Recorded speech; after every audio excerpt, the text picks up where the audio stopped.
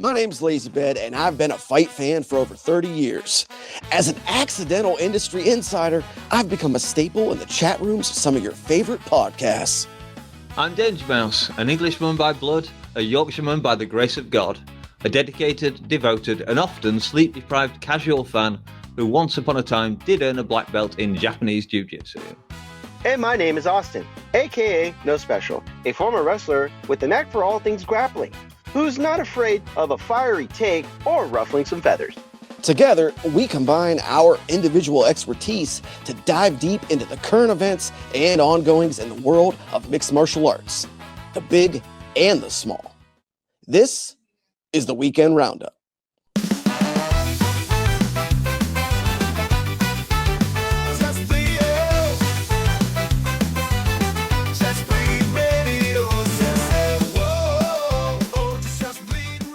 Hey up, you bleeders. Welcome to episode 97 of the Weekend Roundup. The UFC dragged us kicking and screaming back to the apex for Allen versus Costa, and Netflix gave us Rousey versus Carano, and various other fighters. I'm your host, Danger Mouse, and today, much like last week, I'm not alone, but I'm just only joined by one member of our crew, and it's Austin. So how you doing, mate? I didn't even bother to introduce Lazy straight away last week. I remembered this week. It's all good, man. Busy week, though. I mean, Lazy's doing his thing. Shout out to Lazy, always holding it down in the OH. He'll say IO. But, I had fun last night, I should say. Yeah, and I was busy last week, so, it is what it is. Well, me and Lazy might be trading spaces occasionally. Yeah, so it's me who'll get stuck here holding the fort. I should have been with the one having a week off this week because I had the least interest in the MVP card. But we're still going to talk about that. We are going to talk about some UFC as always. Normally, I'm much more scripted for these episodes, but I have a few notes. So me and Austin are just going to have a chat. And do you want to start with the main event for the UFC, Austin? Start from there. Oh hell yeah! Yeah, absolutely. Go on, man. Why don't you kick us off? I mean, so I'll ask you this, just for your point of view. Did you pick Allen, or did you pick Costa? I picked on topology. Yes. Yeah, I picked Allen. I have it down on my notes. This was mixed feelings because I do have Melquizael Costa on my fantasy MMA team, but Arnold Allen, of course, is English. He's a countryman of mine, and it wasn't a tough choice. I took Arnold Allen on topology. I did too. I think my thing is like, if Allen could do his thing, which is, because somebody said it, I forget which podcast. There's so many of them that we listen to that are in the sphere of MMA. That, like, look at who he's losing to, right? He's lost to like really, really good competition, and he's not getting blown out at all. He's competitive in every single fight he's in, right? Absolutely. And if you look at this fight, I'm like, okay, so Costa has not fought nearly the caliber of opponents that Arnold has, and Allen is that guy who's like, whether he wins or loses, he's going to give you a tough fight, right? And he's going to give you his best effort, regardless of how the fight plays out. And he went in there with fucking intention, dude. Like, I was listening to some of the media members talk about him on Fight Week, and he seemed pissed. And they were like taken aback by it, because usually he's kind of a laid back dude, even when he's facing really good guys. So I think he had something to prove this past weekend, and he just looked at the situation and says, okay, all right, this is where I show everybody why I'm good, why I belong in the top 10 of this division, and why I'm capable of one day maybe achieving the title. He might not do it, yet, but he's there. Like, he put like such a good performance on that I was like taken aback by how just like in his face Allen was to Costa. It's like, if you looked at the way Melquizael Costa comes into this fight, and he's winning. He's on like what, a 7-fight win streak right now, or was, right? And he goes in there and he thinks he's gonna just kickbox from the distance and just get Arnold on a game where he's going to counter-strike him and he's going to flatline him and possibly even just take him down to the mat. And I'm thinking to myself, oh, that was not the right game, because he gets fucking dropped like within the first couple exchanges, and it's like it's a different ball game all of a sudden. You see Allen just like, I want to put the hurt on you, son of a bitch. Costa's like, oh shit, he's good.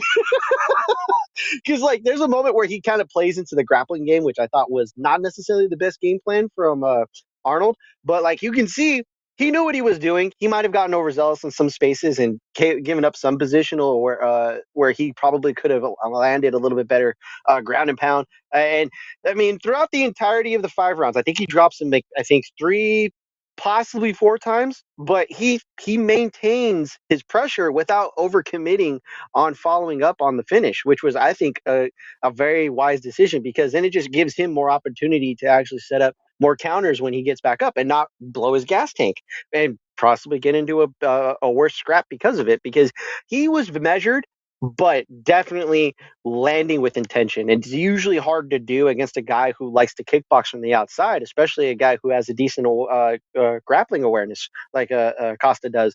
And to Costa's credit, there's a handful of times he's hitting Allen and Allen's getting hit flush. He's no-selling a lot of it, but he's still landing.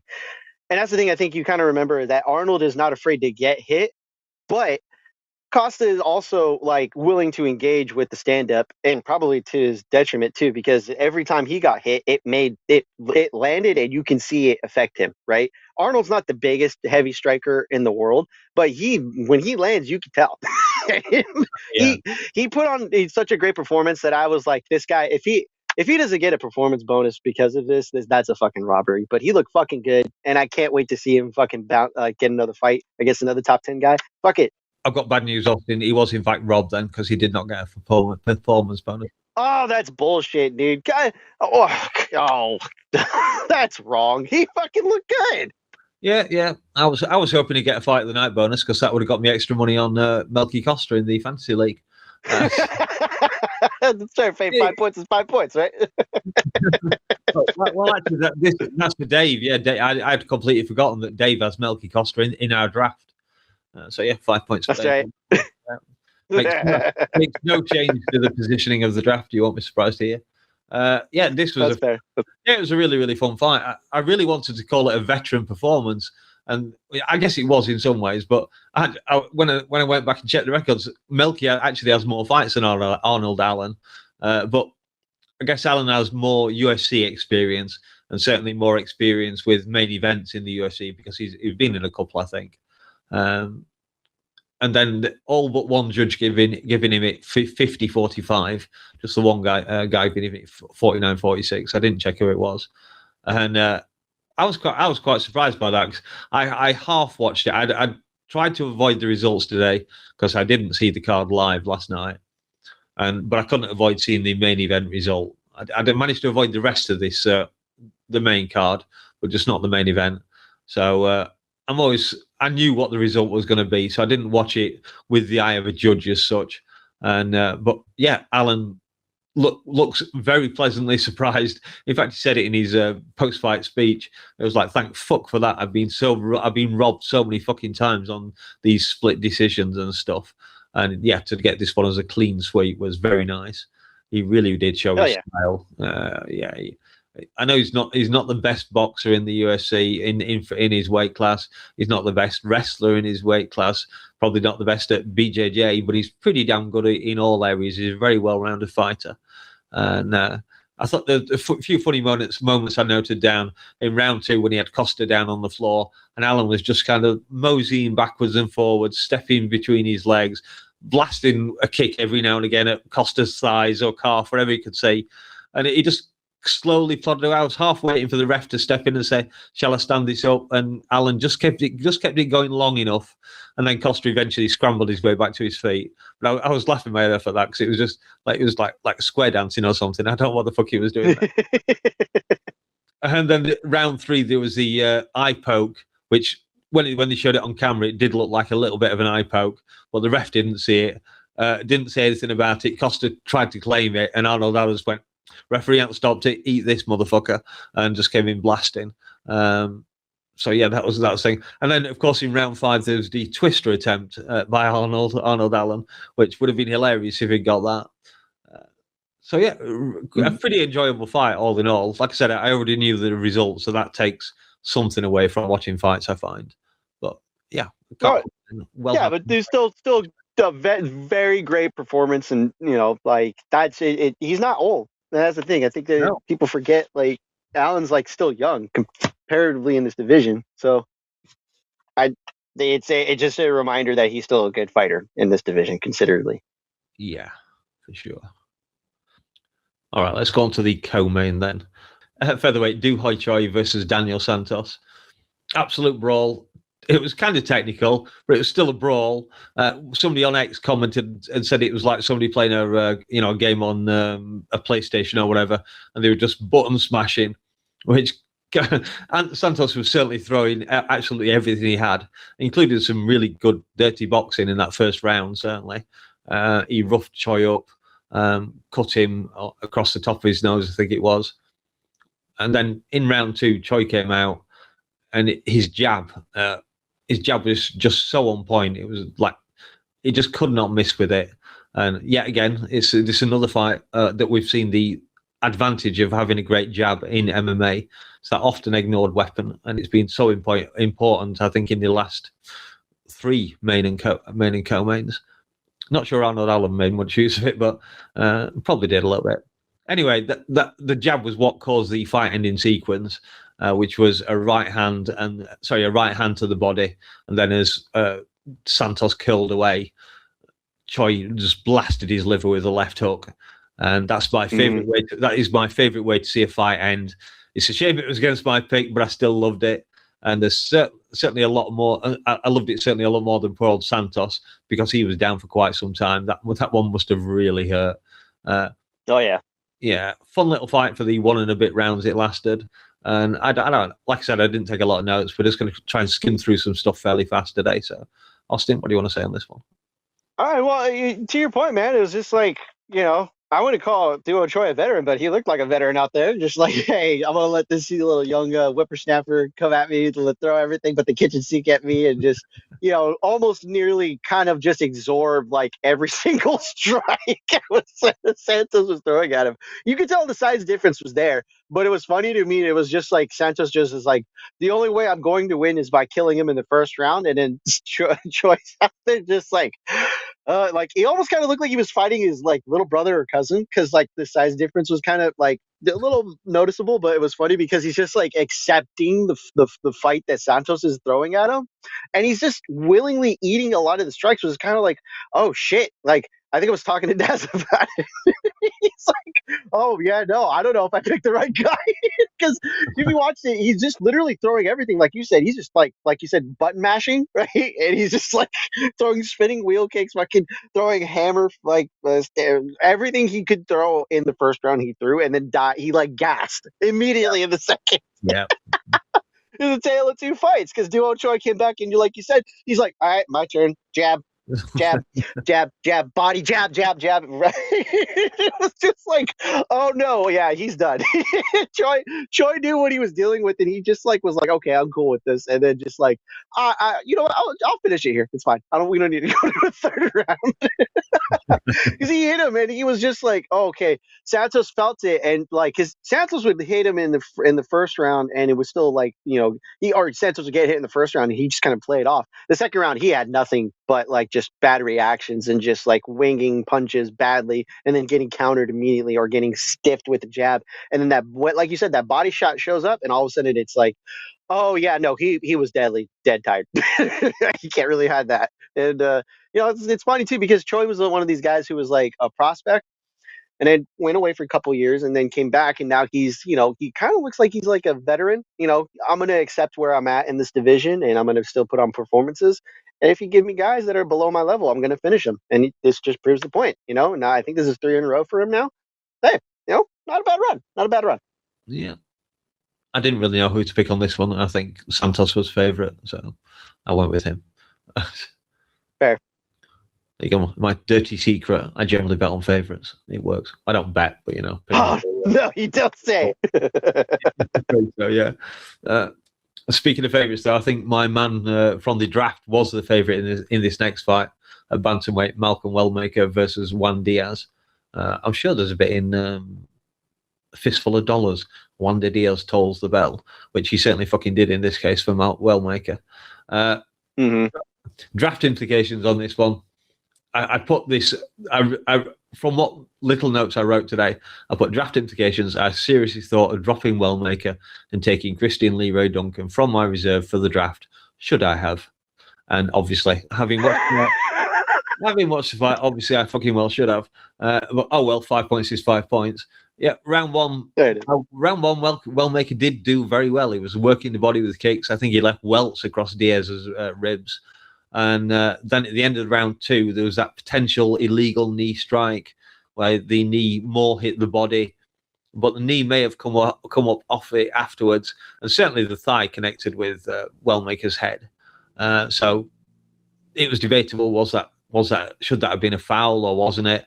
I thought it was a fairly okay call by the ref.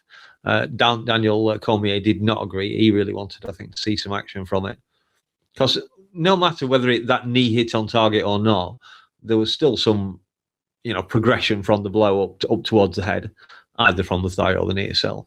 But yeah, whatever the case, it didn't work out well for Wellmaker. I think it was the next round, wasn't it, where he ended up getting choked out of the game. I didn't even bother writing how he won this one down. But yeah, Austin, you go on. You can mock me if you want on this one. God damn it, I should have switched. I should have switched for Christian Leroy Duncan. I was. I even bloody mentioned it a few weeks back, I think, or about a month ago, maybe, because Wellmaker didn't fight. Shit. Yeah. Okay. Go on. No. I think your inclination was to go for the younger dude and not the guy who is, I think, having issues with the top echelon of the division. I think that's a fair take, because you could have taken the guy who was more well-rounded in the striking department, but he still has to face bigger grapplers at middleweight, right? But then here it's like Malcolm Wellmaker is a good counter striker, a good offensive 1-2 striker, but he has issues when kind of matched with like a good striker in himself. And I think that's the other thing too, is a guy who can wrestle. Diaz could, and I think the problem you also walk into is that like when that setup happens, like, because he gets dropped, right, and the knee follows immediately after, right? That's the sequence, right? So yeah, I believe so. He's on one. You can argue that he's on both knees, so that's immediately a downed opponent, right? And he's about to stand up. Mm-hmm. If Diaz had just waited, he might have just been able to land a jumping knee. But even then, it's like, this is where Lazy would kind of come in and say, "Oh, the superior rule set is just to allow." I'm like, no, I mean, he's not wrong. He's not wrong in that sense. But in this sense, it's like, well, this is where the rules lie. In my opinion, the ref should have just taken a point, because it's not about whether or not the foul is still implemented enough to cause issues. It's the intent of which he threw the strike. So by definition, he didn't care if he's a downed opponent. You still threw a knee that still landed at some point on a downed opponent. And I believe what a majority of like you said, it was majority of the shot came to the shoulder and then to the neck and then grazed up the head, right? So yeah. It still landed, and even if, let's say, it was a glancing blows drop people all the fucking time. And he wasn't 100% coming off of that. And again, it's like, had there been a point taken away, the fight possibly changes, but I think we still get the same outcome no matter what. So, I mean, it's not you guys, you and Lazy are, and sometimes Dave too, at least, rules of the game should be that if it's an illegal strike, it's an illegal strike. Take a point, right? Intentionality matters. And the idea of like, oh, I didn't mean it was an accident. No, you still threw it. You know what I mean? Like, if you don't want this issue, either make strikes to a grounded opponent legal, or again, just take the point. That's fine. Like, because again, I think, like I said, we're in the same position where he still finishes Wellmaker later. But at the same time, it's like either it's all okay or none of it is, and it's just one of those things where I find it annoying, because it's like If we can just jump in very quickly, I saw John Jones and Rampage Jackson meeting after the MVP event, and they were laughing and joking about John fouling Rampage, eye pokes and groin kicks. And it's like John made no apology for it. It was like, yeah, fuck it, I fouled you. I meant to.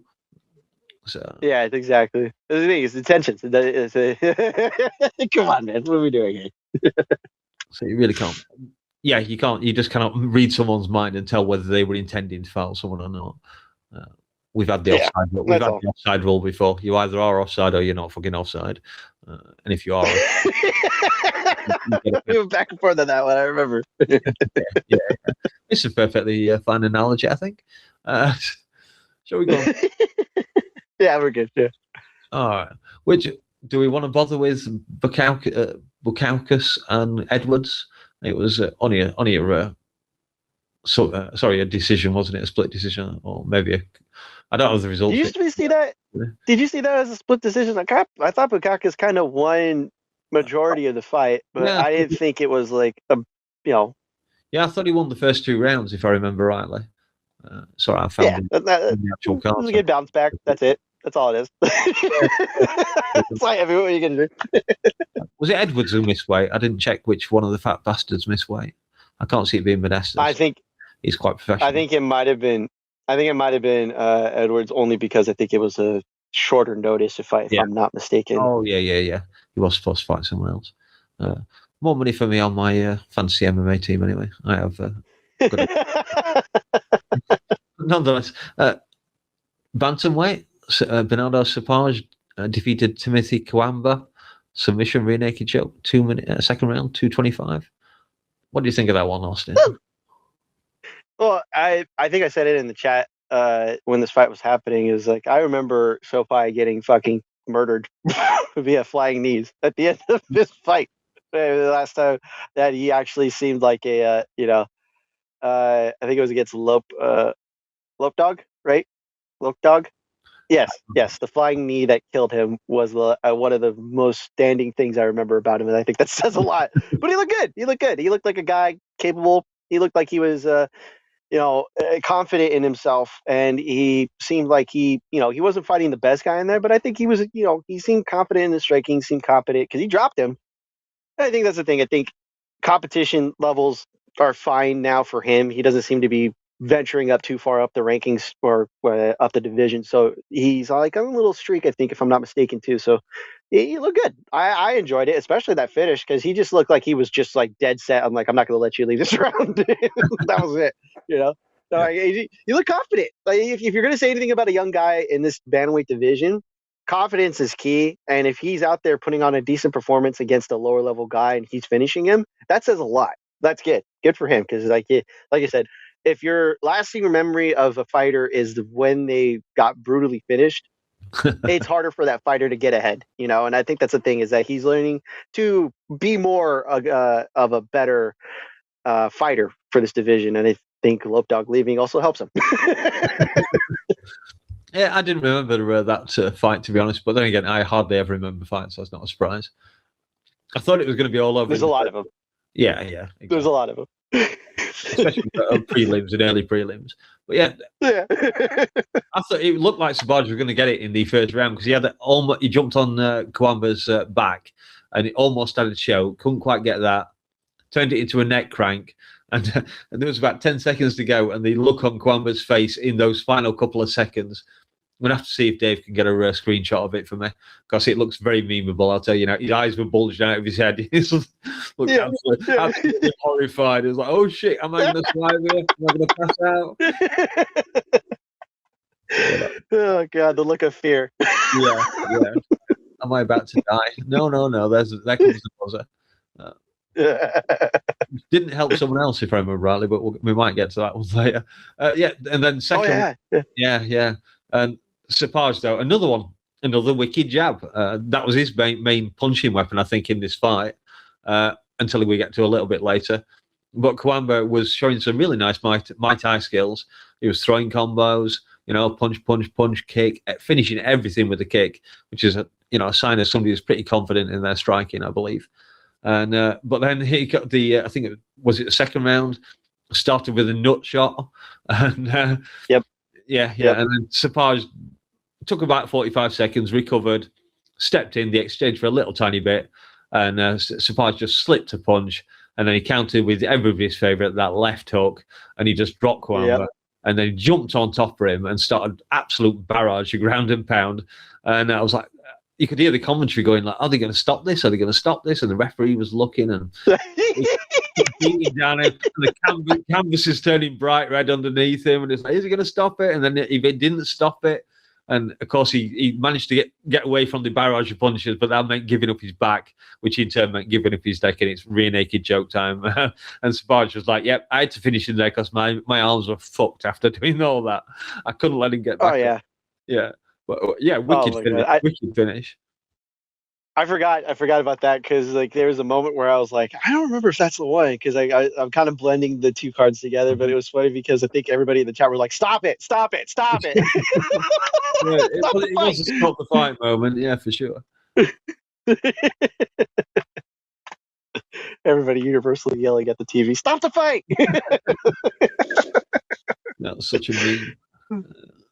We might as well cover the last. We might as well cover the last fight on the card. The welterweight. Did you see this one? Chaos Williams, right? Oh no. Nicolo Vertenov versus Chaos Williams. Really nice, patient performance from Chaos. He just stalked. I'm not going to call Nikolai. I'm going to call him that because his surname is far too awkward for pronunciation. He just stalked him across the cage, clipped him with yet again a left hook, and then it went from bad to worse for poor old Nikolai. He did survive that initial threat, but he was obviously still on very wobbly legs. And then it was a straight right to the temple that truly was the beginning of the end. And Chaos, I think, hit him with one or two more shots, knocked him to the canvas. And then, fortunately for good old Nikolai, the referee stepped in very quickly and ended it. Nice little knockout for Chaos, 25k. I don't believe he got a full bonus or anything for it. Anything to say on? No, that's fair. Yeah. No, because like I think the thing is you have to remember where Chaos was. I think he was coming off of like a few losses himself. I don't know where to see where his like position in this division like ends up positive because he's very limited. Like he can blitz. That's fine. He's a pretty heavy striker, powerful striker for sure. I mean, look at what he did to Valentinnikov. But like at the same time, you're kind of looking at the ability of him as an individual with well-roundedness is not there. Like, would you argue that? Like he's not a well-rounded fighter. You know what I mean? He's not the best. He's like you said, he's a decent striker, but I'm not sure how much the rest of his game is top level. That's the thing is that he hasn't even been competing that often either. So it's like he should, hopefully be well-rounding his skills, like finding a jab, finding a low kick, defensive, offensive wrestling. Like hell, even if it's just footwork, so he's not like on a straight line. Because if a better striker had found a counter for that, they would have. You know what I mean? Because he just blitz. Like he's fast and he's powerful, but a better striker would have countered that. And I don't know if he's prepared to even get to that point yet. Yeah, I don't think he's young, but he's not old. Nikolai looked very nervous of his power. I don't know if he felt it early on, or if he was just nervous from the off because of Chaos's reputation. Possibly. I don't think Valentinnikov was on a massive win streak himself. I think he was like 50-50 in his last couple fights. So it's not like he's like, I just don't want to lose, and he lost. That's the worst case scenario. Yeah, if I'm going to lose, please let it be by decision. Yeah. All right, there's only really one fight that's worth talking about now. Onto the prelims. There was the Thomas Gant defeating Artur Menev by TKO punches, 2 minutes 51 second round, but we don't need to go over that. The one we have to talk about is women's strawweight. Make BC happy. Alice Ardelain defeating Polyana Viana, which on Wikipedia at the moment they have it by submission ankle lock, 2 minutes second round, 4 minutes 36. It wasn't an ankle lock, it was a capsule lock, we were reliably informed. The very first one ever in the UFC. And thankfully, Alice did get the 100k bonus for performance of the night for the very first evidence of this one. Yeah, it was really, really funny. She was in... Polyana Viana had her in the body triangle, and she somehow worked it round and adjusted it so that she could force herself. I think she essentially forced herself to do a calf slicer on herself. Sorry, Viana to do a calf slicer on herself. Can't get my words out of a minute. And the funny thing was that Alice Ardelain said that she'd learnt it from TikTok, and she just decided to try it. Yeah, she'd seen it on TikTok. Yeah. She calf sliced herself, but yes, I seen it on Instagram, and I was doing it in the gym, but I'd never expected necessarily an MMA fighter to lock the triangle on. Why would you lock somebody on top of you, you know? But I don't have that good of a ground and pound, so I was having this as a backup because I seen in some past fights she was closing the triangle because she's very good on the ground. She elbowed me. So I just said, you know what? In my mind, I was like, fuck. Why not try it? I just try it. Like, what do I have to lose? And then I heard she was grunting, and I'm like, oh shit, I'm gonna do it. So I did it. Well, it's the first time it's happened in UFC history, so congratulations. Yeah, Serious? absolutely. Oh my God, I made history. Yeah, you did make history. That is so fucking perfect. I want this TikTok video earned me $100,000. Wow. I know. How fitting is it that, like, oh, I'll just see if that works. Oh, fuck, that works. You know what I mean? Yeah. Like, who the fuck? Like, come on. Because it was so random the way it happened. Because she's in her guard, like you said. She's like actually, because she, Pollyanna's not that great of a fighter, but she's capable of like being a good partner in a decent fight, right? She's gonna give you some strikes, some ground work, and she's just not gonna really look too bad per se. She's gonna give you a tough fight. But like this one was just funny to me because it was just like there's a moment where it clicks in Harleen's head. You can see it. You can see it where she's like, oh, I think I could do the thing. And she kicks her leg over, right? There's like a slight little motion. She just like steps over with her knee. And then you can see her just like sit back and not really do anything else. She's just like seeing if it works. And I think that was the most funniest thing about it afterwards when she says, yeah, I just kind of saw this on Instagram, TikTok or whatever. And she's like, yeah, I was like, yeah, no, I saw it. And I think I wanted to try it. And I'm like, oh my God, what the fuck? See, we're giving her $100,000 because she saw a move on TikTok and it worked. But hey, good for her.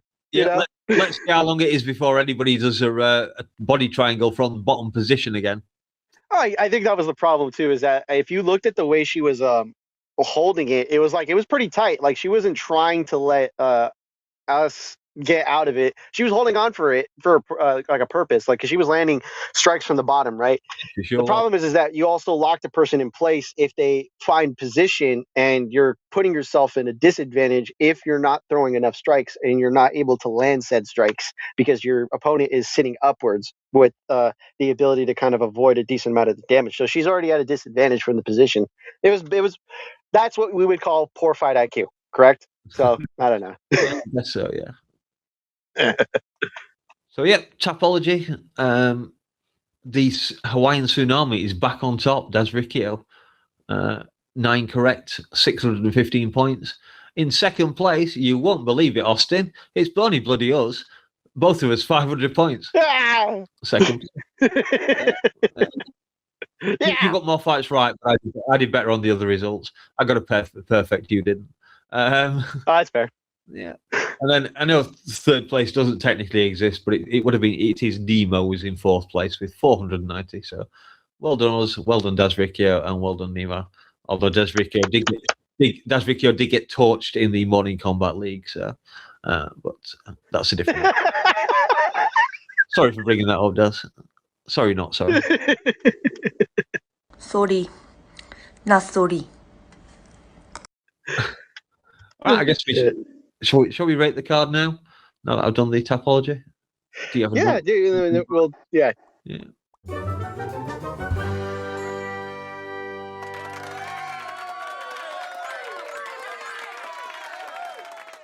Go on, I'll let you go first, and then I can lead us into I didn't mind it. It's Apex, so it's one of those things where it's like you get that dread going up into the Apex, but the fights usually kind of give you a decent like rebound, honestly. Also, it's not super easy when you're kind of bouncing back between two cards. You know what I mean? It's not like the pacing was terrible for the Apex, but it wasn't great. I think it was better than some of the other pacing for the other card. But I think the other thing too is that like the main event sold pretty well this idea of like, okay, can Arnold bounce back, and is he still an elite featherweight? And goddamn did he show it. So that definitely bumps it up. The fights themselves, a lot of interesting matchups, not a lot of interesting results, I would say. not a ton at least. There's a handful that were interesting, like the Alice Arderling submission, the Chaos Williams finish, the second fight of the night. Actually, the first two fights, ended. One was a fun fight, between flyweights, and the other was a good strawweight matchup that ended in a finish. Like, Yeah. you start up strong, and then you kind of pitted out a little bit in the center, and then it got strong again towards the end. It was a good fight. Yeah, the women face in this one. Cagliari getting the first one, the arm triangle choke, and then a fight later, Alice Ardelean that we just talked about. It was Louis Garul and Daniel Perez who let us down with the decision in between that. It was a fun fight, though. It was a fun fight. Yeah, it was a really, really fun fight and a very definitive decision as well. 30-27 on all three judges. Yeah. I'll say this. It was surprised. I'll say it's 6.5 because it was good. It was good. It's more surprising, but because it didn't lack, it lacked a star name, but that was about it. Everything else was fine about it. It's just you can't give it more because A, it's at the Apex, and then B, there's a decent amount of decisions, but it was still fun. Like it's a passable card. There's a good thing you could say about the Apex. Yeah. Well, so what did you think of the fight of the night, though? Du Hoi Choi and Daniel Santos being given that. Do you think he should have been? I don't hate it mainly because it's like, okay, too low. I think if anything, Arnold Allen should have gotten a performance bonus, but at the same time, it's like, I get it. If this was more fun, because it looked more fun when you watched it, because it was like, oh shit, but Yeah. not bad. I can't hate on it. Yeah, me neither. So you gave it a 6.5, didn't you? Yeah. Yeah. I don't think you're too far off the mark there, to be honest. Right, because it's not like a lot of the stuff on this card stood out as like, oh my god, that was amazing. It was fun, but it wasn't amazing. You know what I mean? Yeah. Well, I watched the main card this afternoon and watched the entire thing. Watched the prelims last night. The prelims, for the most part, were pretty good. Like you said, started off nice pace. Those first three fights were all fun. And the Cody Brundage one, which was where Daz Riccio won the Tapology League, I believe, because he picked Cody Brundage in that one. I don't think anyone else did. I did not. You could have told me 10 different ways to Sunday that Cody Brundage was going to fucking knock out. For Jockey, and I would have never believed you. Yeah. Well, like I said, Daz pulled that one out of his ass. I will give it... how close? Yeah, I can't be too far off. I'm going to be slightly... I feel slightly less generous because I shouldn't even be hosting this show, so I'm going to give it a 6.49. There you go, Steve. Not too far. There you go, right? Lazy can come in and give it 3 points later, and that'll give it about a 5 point.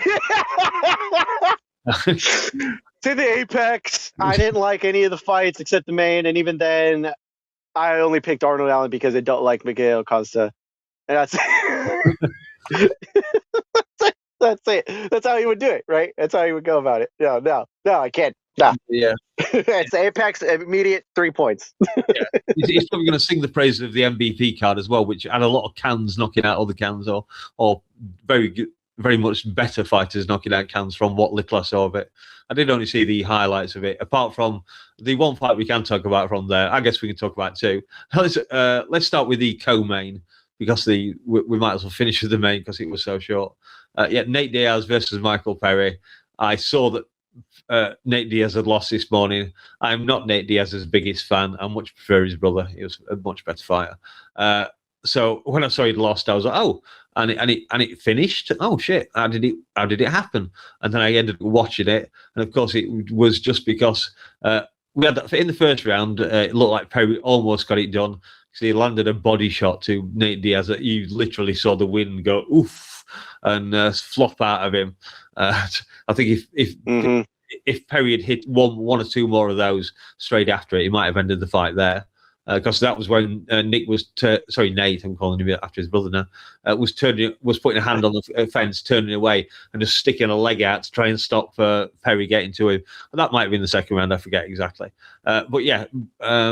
Nate did come back again, that bloody jab in the first round. He did come back with that a little bit, caused Perry a few problems. But then round two, Nate was just bashed up and slashed up. his face a mask of blood, all that old scar tissue opened, and his team called it off in between rounds. And cue the standard Diaz excuse book. I didn't finish the fight, blah, blah, blah. Which, fair enough, he said, I had blood in my eyes. Yeah, of course you did, because you get opened up every single time. It's not even a surprise anymore, Nate. It just isn't. But yeah, I enjoyed watching Perry beat up Nate Diaz. It was kind of fun for me. So Austin, have you seen in this game? No, I picked Perry. I will give Nate's one moment in the fight, which I thought was really, really nice. End of the first round, the very sweet throw he did. Commentary team called it Harai Goshi, which, if my memory serves me correctly from my very brief period doing judo, that's a sweeping knee. It could be sweeping thigh. I'm not 100% sure. It's one or the other. It's all Mike Perry early. Oh, what a throw! Harai Goshi! Shades of Ronda Rousey by Diaz. I don't think it's... Oh, yeah, that was sweet. Yeah, that showed that Nate had some fight in him, but not much after that. Because I don't know about you, because I picked Perry in the third is what I picked. Because I remember these were 5-round fights, right? And I thought that was insane to begin with. I thought this fight pairing was insane to begin with. It wasn't age appropriate matchmaking at all. I mean, fuck, man. I don't mean to dislike Nate's fight abilities, but this was just like this is the type of fight I saw happening to begin with. And again, I get it, nostalgia. A lot of Nate Diaz fans are out there, and I used to be one of them. I'm not as interested in seeing him fight anymore, but like he was out there doing his thing, and he just when you're so like out of it that you're just kind of walking against the fence as if you're like disinterested in fighting, not because you don't want to fight, but because fuck you, I'm exhausted. This is a little harder than I thought. I'm like, oh dude, don't do that. That was a bad sign. And then Perry just proceeds to beat the shit out of him, despite whatever the fuck happened after in the post-fight speech. I was just kind of like, oh man, like he's gonna do the thing where he's like, I didn't lose. Man, just accept the loss, whatever. Fuck, like he beat the fuck out of you. This was gonna be the way this fight was gonna play out, anyways. It would have been a better fight if they fucking managed to get Masvidal out there, but no, they had to get fucking Mike Perry, a guy who literally gets thrown bricks in his face and then just kind of eats them and then walks forward. Jake might fucking kill him with a boxing glove, but still, like this was a guy who was gonna fucking smash him from pillar to post, and he was actually capable on the ground, which is wrong. Like if you're gonna give somebody Nate Diaz, give him somebody who's not gonna fucking grapple back nearly as good. Because half the fucking time they were on the mat, Nate's just kind of like like Mike Perry is swimming through some of the grappling exchanges, and it's like fuck, he's not gonna win here either. But whatever. I hope he never fights again, because that was a performance where I was like, oh yeah, no, this isn't gonna go anywhere. But it was fun.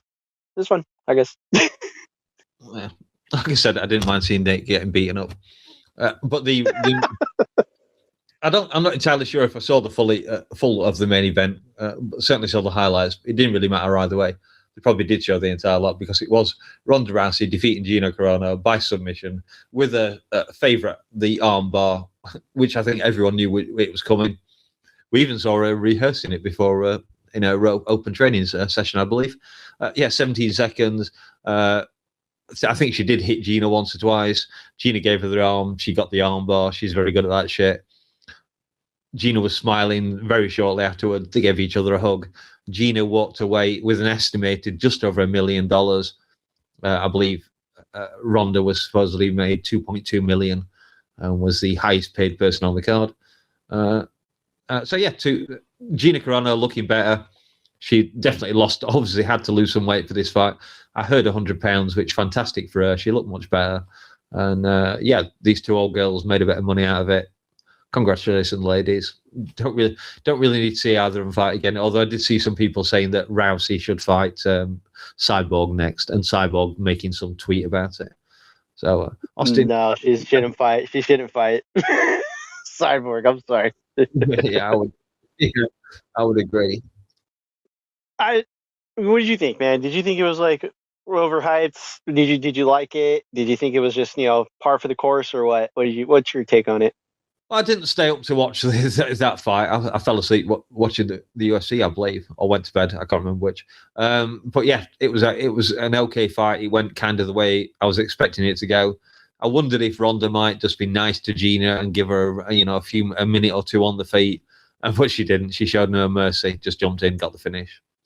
Yeah, it was kind of what I expected. Yeah. I didn't watch all the pomp and circumstance before the walk-ins or anything, so I can't comment too much on the event. I've only seen, like I said, the Mike Perry and Nate Diaz fight, and I've seen the highlights of everything else. But it seemed okay. Like I said, it seemed like there was a lot of action on it, and I do have the card in front of me, and there was certainly a lot of finishers in it. Yeah, I mean, I'll say this real quick because Junior getting killed right off the bat made me sad. Robelis de Spain has terrible technique, but really fast hands and power, right? Yeah. Junior should retire completely from competing. I don't want to see that. 80 grand, they said he got paid for that. I'll say this. I think we're forgetting that this is just the proposed disclosed pay, meaning this is what's going to go out to the general public, right? Because California is still one of the only states that still do disclosed pay. It doesn't cover bonuses, I don't believe, on a regular basis, or a side letter deal, as Lazy had mentioned, I think, prior.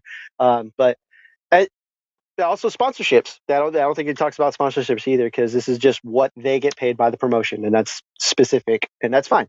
But the other thing too is that Ronda, man, here's the thing. I loved the promotion she was doing. A lot of people didn't. A lot of actual medium that people were out there still I was listening to the MMA junkie people, and they were like, "Oh, Ronda's still out here. She's still mad."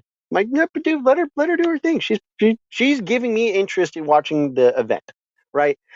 Some of the other stuff, I get it. She's talking primarily about the UFC, but it was a Ronda fight. I actually had fun watching the event, and I think that the worst case scenario, if you have fun watching MMA, I think you can walk away, saying you had a good time, right? It doesn't have to be the best MMA, The biggest fuck up they did with this, if they'd put that on Friday night, that would have been huge. And they didn't. I think they still did. I think they still did really good numbers. That's the thing, is that I think they were looking to compete with the UFC, and I think if you're going to argue, I think the estimates are coming in, I think, at around 20 million, if I'm not mistaken. Really? I don't believe the UFC hit that. Oh no, the UFC definitely didn't hit that. Not ever. Yeah. Like I said, I didn't really see. I saw Saladin Parnes knocking out Kenneth Cross, but I only saw the highlights. And then Francis, he from pillar to post, he just fucking bludgeoned that guy. That was a good fight, but it was one sided. Also a little bit of little bit back to the head at some points, but he kept scrambling and he got finished on the feet anyway, so it didn't matter. What was it? Francis Ngannou killing Felipe Lins in front of everybody was probably the most funniest fucking knockout, because he just died as if he was hit in the head and just ragdolled. I did see it, yeah. Francis didn't have any kind of follow, did he? He was like, bump, that one connected, I'm just going to watch you fall to the floor now.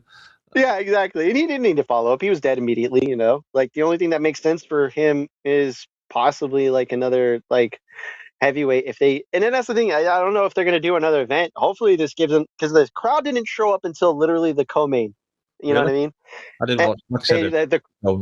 Oh, you could tell there was a decent amount of empty seats even when the main card was starting. But because again, that shout out to Lazy, because he said it. It's California, and the majority of the time, big fight fans, whether it be boxing or MMA, sometimes don't show up until midway through the main card. Yeah. Towards the end of the card, and they're there for a little bit, and then everybody goes off to their, do whatever, and that's the thing, and that's what it was. It's fair, and if I'm gonna be honest, it felt like fucking Strikeforce. Mauro Ranallo, the hexagon cage, a feeling of just a lot of squash matches that were fun to watch. It felt like Strikeforce, and I feel like if we could get more of that, hey, why not? The UFC can use a competitor. I don't know if they're in it for the long haul, MVP, but whatever they can do, man. I'm here for it. I don't really remember very much if anything, about Strikeforce, to be honest.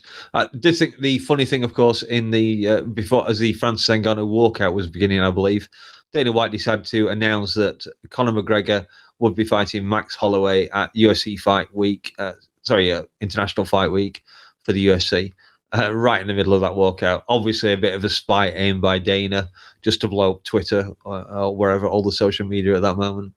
Yeah, because he's classy. yeah. Well, it's business to do for Dana, isn't it? Yeah, personal business. Yeah. Well, I don't want to get into a business who's the worst or best at business between Dana and Ngannou, because they've both been absolute sharks in their own way at various times. But yeah, what do you think about the Conor McGregor Max Holloway fight? It shouldn't be at 170, and it should be more than 3 rounds. It should be at a bare minimum. If you're going to argue, okay, well, Conor needs to come back at a heavier weight class, fine, 65. Either you can fucking make the weight and you're not a fat fuck, or you can get disciplined enough to fucking make 155. Like, it shouldn't be that difficult for him. It's not like he's been out here fucking doing nothing but blow and fucking going to court all that time. No. I don't know. I don't know what he does in his spare time. I am on record in very many chat room. And in fact, you can find it on the Barnold brothers. They'll back me up. I have been saying since 2019 that Conor will never, ever fight at lightweight again. And so he was never making 155. Even his own coach, I can't even think of his name at the minute, even he said it, Conor's never going to cut it all the way down to 155 again. He's got too big. He's just far, far too heavy. Yeah, steroids are, I mean, eating all that, creatine does stuff to you, God only knows what drugs Conor has been involved with at various times. We all know that he went off the UFC fight list so he could have the steroids to fix his leg, which no problems whatsoever. I don't have a problem with that. I think that's perfectly fine, especially when you're as wealthy as Conor is. Why the fuck would you risk wrecking your leg just for some convention? It's the whole. Oh God, he does this thing, and I'm like, and again, I'm just rooting for Max no matter what. I'm not going to cheer for Conor. No, me neither. Again, I'm hoping I watch this and Max is going to piece Conor up like crazy. I have no idea what Max is going to look like at 170, obviously, because he never fought there. But don't forget, he's taller than Conor by a way, at least 2 or 3 inches taller. He can handle the extra weight much better. Although I guess Conor has the experience of carrying it around, judging by the size he's been in photos recently. That's why I was thinking 65. 65 is fair. It's not 155, but it's like 5 pounds away. Dana you know what I mean? Dana doesn't do catch weights. He doesn't. It's not even a catch weight. We're just making fucking weights up for whatever because Conor wants to have 3 rounds. Well, yes. What are we doing here? Well, if Max hadn't lost to bloody Oliveira, or Oliveira hadn't fought that smothering, fucking boring fight that he did for the BMF. Oh, God. Come on. You can't be mad at a guy for wanting to win in a matter that suits him. Yes, I can. Okay. It was a fake title, Val. Fake title. It is now, for sure.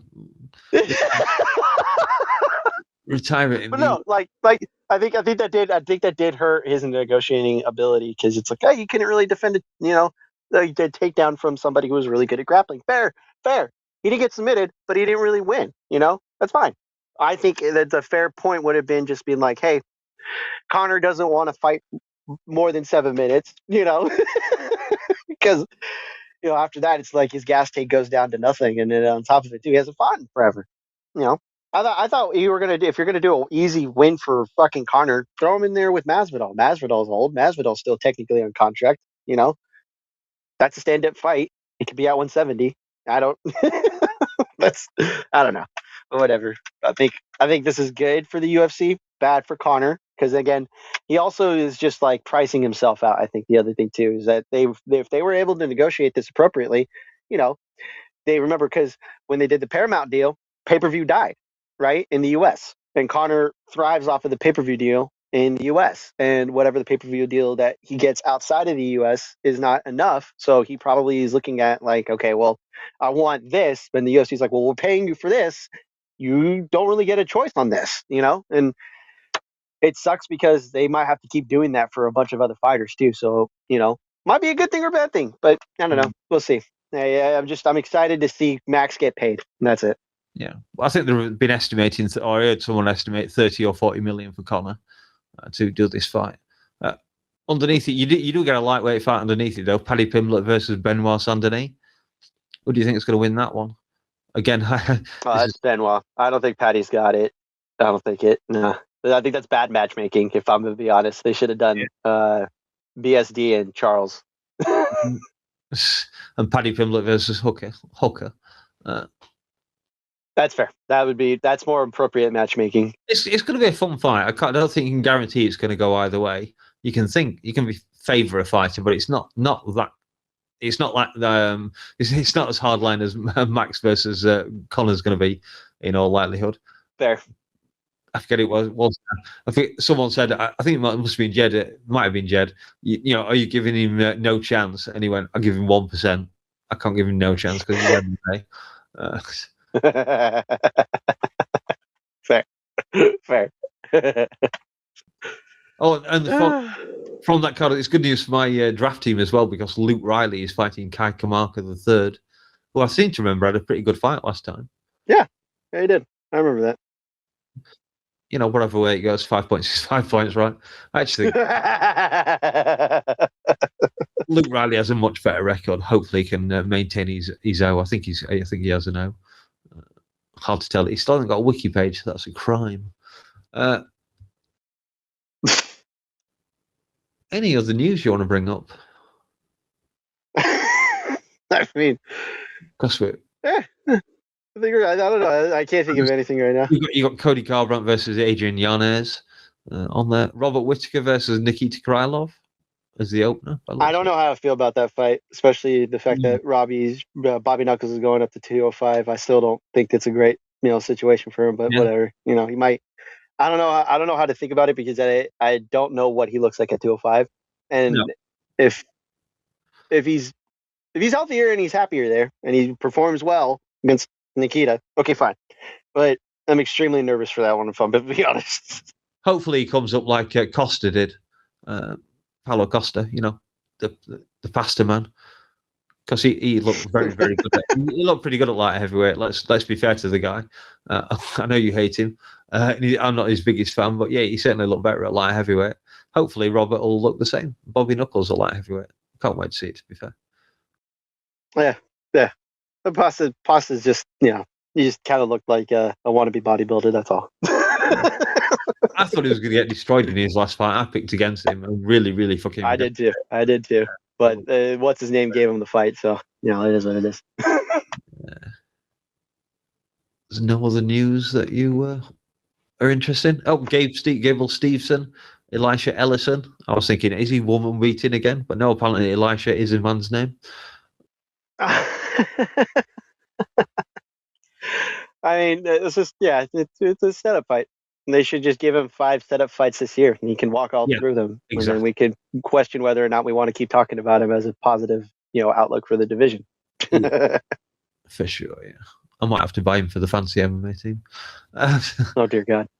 Got to keep that money flowing. Okay, well we're being shouted at by the cake boss. He's telling us to wrap it up. It's our production team again. I don't want to bark at too much. So that's about it. We will be back. I'll be back next week. There is a fight next week, isn't there? No, this is the off week. And then we go back into May the 30th. Song versus Figueiredo. All right, then that just about wraps it. That just about wraps it up for us. I'll do that again because I'm lost in to speak there. What were you saying? This should be a fun fight. That's all. All right, okay. All right, then that just about wraps it up for us. We're not back next week because there are no fights. You never know. We might decide to do a show on something if there's some MMA news during the week. Austin, you want to say goodbye? We did it! Yeah! There we go. Force 2.0! Yeah! The traditional ending there. And I need a drink. So, yeah, let's get the fuck out of here. We'll see you guys next week. We won't see you guys next week. We'll see you. Can't believe I just did that ending there and messed it up at the end. We will see you guys soon. Maybe we'll do a live show. Who the fuck knows? I'm just babbling now. Honestly. Really start this ending now, shouldn't I? This is what happens when Lazy's not here.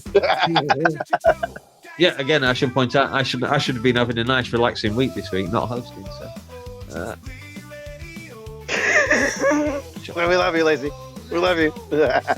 if anyone's complaining, I don't want to disrupt the schedule, because if we do it this way, our 100th weekend roundup will be the night of UFC Freedom 250. So I would like to keep those both two together. We'll figure it out. Yeah,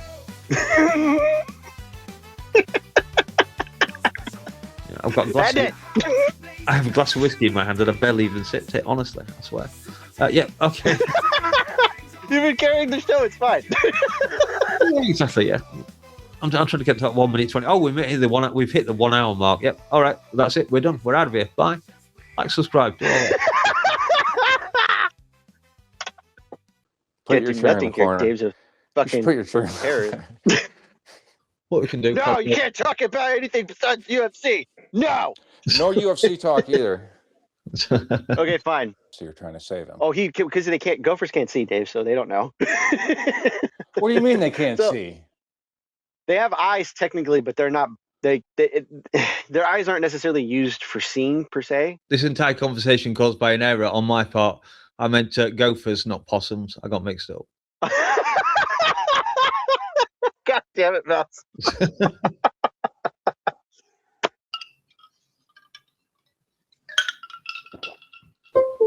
Ah! Yeah.